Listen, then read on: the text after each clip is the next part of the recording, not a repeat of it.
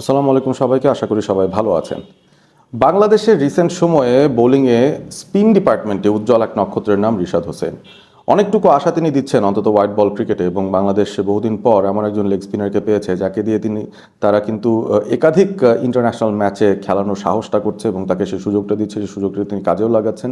Specially টি-20 ফরম্যাটে রিশাদ হোসেন 2024-এর পর থেকে বাংলাদেশের সেরা বোলারদের মধ্যে একজন, সেটা কিন্তু বলতে কোনো সন্দেহ নেই। ইভেন বৈশ্বিক ইভেন্টগুলোতেও কিন্তু রিশাদের পারফরমেন্স খুবই খুবই ভালো ছিল। টি-20 ওয়ার্ল্ড কাপের কথা যদি বলি 2024, তিনি হায়েস্ট উইকেট টেকার ছিলেন বাংলাদেশের পক্ষে, এবং তাকে কিন্তু বিভিন্ন বায়োল্যাটারাল সিরিজেও আমরা কিন্তু দেখি যে তিনি খুব ভালো করছেন। টি-20 এশিয়া কাপেও তার পারফরমেন্স ভালো থাকে। সো ওভারঅল রিশাদ হোসেন একটা নতুন রেভেলেশনের নাম, একটা নতুন এক্স ফ্যাক্টরের নাম।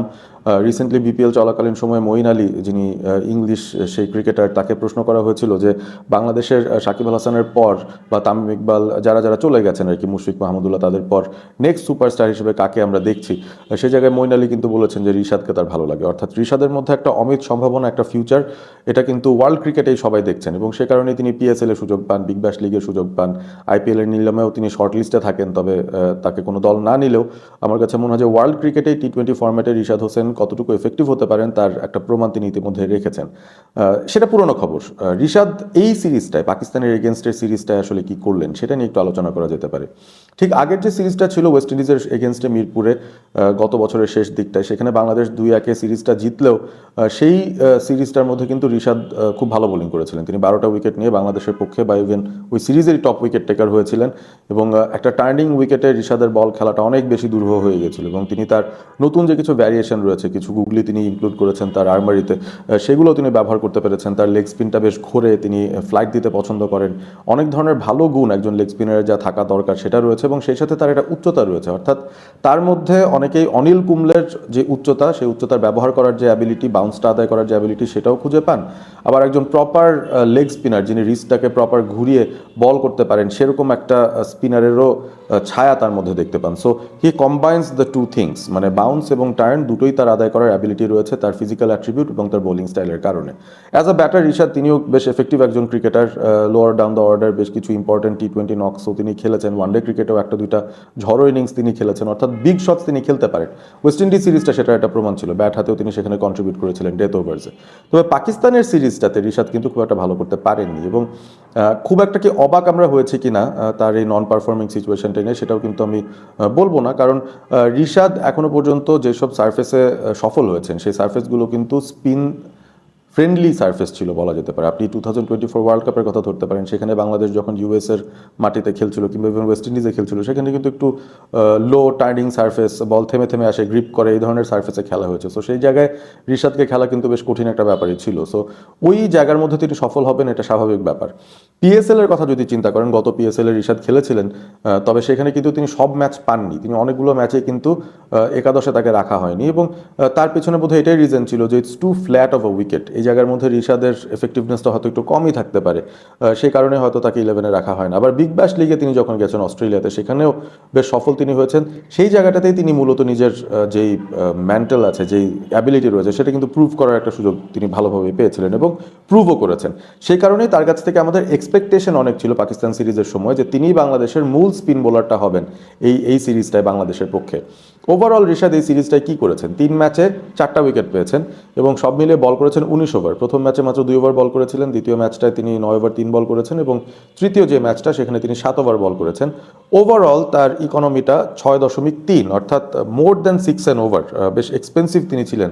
আর উইকেট পেয়েছেন মাত্র 4টা, যার মধ্যে 3টা উইকেট পেয়েছিলেন ওই দ্বিতীয় ম্যাচটায়, যেখানে পাকিস্তান 274 করেছিল, এবং সেই রানটা বাংলাদেশ তো চেস করতেই পারেনি, বিশাল ব্যবধানে হেরে গিয়েছিল। সো রিশাদের খুব খারাপ একটা ওডিআই সিরিজ গেছে।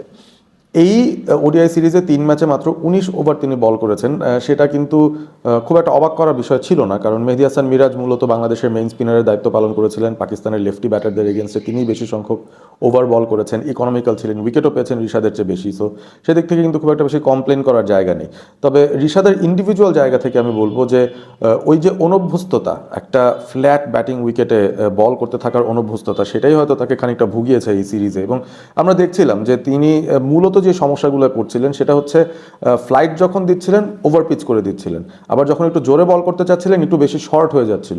ব্যাটাররা কিন্তু খুব সহজেই তাকে ব্যাকফুটেও খেলতে পেরেছেন, আবার ওভার পিচ বল করলে সেগুলোকে স্ট্রেট ডাউন দ্য গ্রাউন্ড বড় বড় শটেও হাঁকাতে পেরেছেন। সেটা তৃতীয় ওডিআইতে আমরা দেখেছি সালমান আগা খুব ভালো মতন রিশাদকে আসলে রিড করতে পেরেছেন। আর রিশাদের যে গুগলির বিষয়টা আছে, গুগলিটা আপনি করতে পারবেন, কোনো সমস্যা নেই, কিন্তু আপনি যদি আপনার প্রপার লেন্থে বলটা না ফেলতে পারেন, ওভার পিচ করে ফেললেও গুগলি দিয়ে লাভ হবে না, শর্ট বল করলেও গুগলি দিয়ে লাভ হবে না। শর্ট বল করলে ব্যাটাররা আগে ভাগে লেন্থটা দেখতে পারবেন এবং বলটা যে টার্ন করে ভিতরে ঢুকছে সেটা বুঝতে পেরে হয়তো অন্যভাবে তারা শর্ট অ্যাডজাস্টমেন্ট করবেন। ওভার পিচ যদি করে ফেলেন তাহলে কিন্তু আপনি বলটাকে টার্ন করার সুযোগ দিচ্ছেন না, বলটা পড়ার সাথে সাথে ব্যাটাররা কিন্তু ব্যাট চালিয়ে দিচ্ছেন এবং সেদিক থেকেও তারা সাকসেসফুল হচ্ছেন। সো রিশাদের ওভারঅল লেন্থ ম্যানেজমেন্টটা এই পার্টিকুলার সিরিজটায় আমার কাছে কিন্তু মনে হয়েছে যে একটু সমস্যা। এবং লেন্থ ম্যানেজমেন্টের সমস্যা সাধারণত কখন হয়, যখন একজনের বোলিং অ্যাকশনের মধ্যে ওই রিদমটা তিনি খুঁজে পান না, আইদার বলটা ড্র্যাগ করে ফেলেন আর না হলে বেশি ফ্লাইট দিয়ে ফেলছেন, দুটোর একটা হয়ে যাচ্ছে। সো একটু কি টায়ার্ডনেস এখানে কোনো ফ্যাক্টর হিসেবে কাজ করছে কিনা, এটা একটা ব্যাপার। এবং আরও একটা ব্যাপার হচ্ছে রিশাদ যেহেতু বাংলাদেশের উইকেট টেকিং বোলার, তিনি হয়তো উইকেট নেয়ার জন্য একটু বেশি এক্সট্রা এফোর্ট দিচ্ছিলেন, একটু বেশি জোরের বলটা একটু বেশি জোরে করছিলেন, কিংবা টার্ন কর্নার বলটা একটু বেশি টার্ন করছিলেন, একটু অ্যাটাকিং মাইন্ডসেট নিয়ে বোলিং করছিলেন এবং সেটাতে মাঝে মধ্যে তিনি সফল হবেনই। তার এই প্র্যাকটিসটা আমি আশা করবো যে তিনি চালু রাখবেন, কারণ বাংলাদেশ দলে খুব বেশি কিন্তু অ্যাটাকিং বোলার্স নেই। মুস্তাফিজও আছেন একজন অ্যাটাকিং বোলার, যদিও এখন অপোনেন্টরা তাকে এত বেশি চিনে ফেলেছে তার এগেনস্টে খুব বেশি বড় শটে তারা যেতেও চায় না। বাদবাকি বোলারদের যদি আপনি দেখেন তারা কিন্তু ডিফেন্সিভ মাইন্ডেড, অর্থাৎ রান ঠেকানোর বোলার। সেই জায়গা থেকে আমার কাছে মনে হয় যে নাহিদ, রিশাদ এরা বাংলাদেশের খুবই এফেক্টিভ এক্স ফ্যাক্টর বোলার্স হতে পারেন। এবং রিশাদ হয়তো এই সিরিজটাই খারাপ করেছেন, তবে আমার কাছে মনে হয় যে তিনি যদি তার রিদমটা ফিরে পান, যে রিদমে স্বাভাবিক রিদমে আমরা তাকে দেখি, যে সঠিক লেন্থটা তিনি যদি বের করতে পারেন, সেই লেন্থে তিনি রেগুলার বল করতে থাকলে এখনও আমি বলবো যে রিশাদ বাংলাদেশের এই মুহূর্তের বেস্ট স্পিন বোলার। আপনি রিস্ট স্পিনার বলেন, ফিঙ্গার স্পিনার বলেন, যাই বলেন না কেন, Rishad is our best spinner এবং তাকে নার্চার করা দরকার। অনেকেই বলছেন যে রিশাদকে আসলে ওয়ান ডে সেট আপে রাখা দরকার কিনা, নাকি তাকে শুধু টি-20তে রাখতে হবে। টি-20তে তো তিনি এফেক্টিভ, তিনি প্রুভ করে দিয়েছেন, 4টা ওভার বল করে দেন। ওয়ান ডের জন্যও রিশাদ অনেক এফেক্টিভ, এটা আসলে আমাদের মানতে হবে। আমাদের পাইপলাইনে অন্য যেসব বোলাররা রয়েছেন সবাই মোটামুটি ডিফেন্সিভ মাইন্ডেড বোলার এবং লেফট আর্ম স্পিনার। আপনি যদি খেয়াল করে দেখেন সেখানে হাসান মুরাদ আছেন, তানভীর ইসলাম আছেন, নাসুম আছেন, সবাই কিন্তু লেফট আর্ম স্পিনার এবং একটা নেগেটিভ মাইন্ডসেটের বোলার, মানে রান ঠেকানোর বোলার। মিরাজ যে কাজটা অফ স্পিনে করেন, এই তিনজন হয়তো এই ফিঙ্গার স্পিন করে লেফট আর্ম স্পিন দিয়ে সেই একই কাজ করবেন। রিশাদের মধ্যেই শুধু ওই অ্যাটাকিং মাইন্ডসেটে বল করার ওই অ্যাবিলিটিটা রয়েছে, সেই ক্যালিবারটা রয়েছে। সো তার এই এফোর্টগুলো আমরা মনে হয় চালু রাখতে চাই। পরবর্তী সিরিজে রিশাদ ড্রপড হয়ে যাবেন বা তার জায়গায় নাসুম বা তানভীর ঢুকে যাবে, আমার কাছে মনে হয় যে সেটা কোনো পজিটিভ মেসেজ দিবে না এবং সেটা কোনো পজিটিভ রেজাল্টও বাংলাদেশের জন্য আনবে না। রিশাদকে ক্যারি করা বাংলাদেশের জন্য ইম্পর্টেন্ট হবে, তবে রিশাদের যেটা প্রয়োজন সেটা হচ্ছে এই ধরনের উইকেট আরও বেশি বেশি খেলা। আমি আশা করব নিউজিল্যান্ডের বিরুদ্ধে বাংলাদেশ যখন খেলবে ওডিআই সিরিজটা, রিশাদ খেলবেন এবং রিশাদকে বোলিং দেওয়া হবে এবং এই ধরনের উইকেটে বল করতে থাকতে পারলেই আমার মনে হয় রিশাদের অন্যান্য ভ্যারিয়েশন, লেন্থ ম্যানেজমেন্ট সব কিছুরই একটা ভালো রেজাল্ট আমরা পেয়ে যাব এবং আমরা ইনফর্ম কনফিডেন্ট রিশাদকে আসলে সামনের দিনে বাংলাদেশ দলে চাই। এই সিরিজটায় তিনি হয়তো ফ্লপ করেছেন, তবে ডেফিনেটলি রিশাদ বাংলাদেশের জন্য বিরাট বড় একজন অ্যাসেট এবং তার কাছ থেকেই আমরা ভবিষ্যতে অনেক বড় বড় জয় উপহার পাবো, তার হাত ধরেই আমরা অনেক বড় বড় জয় হয়তো উপহার পাবো, সেই আশাই করতে চাই।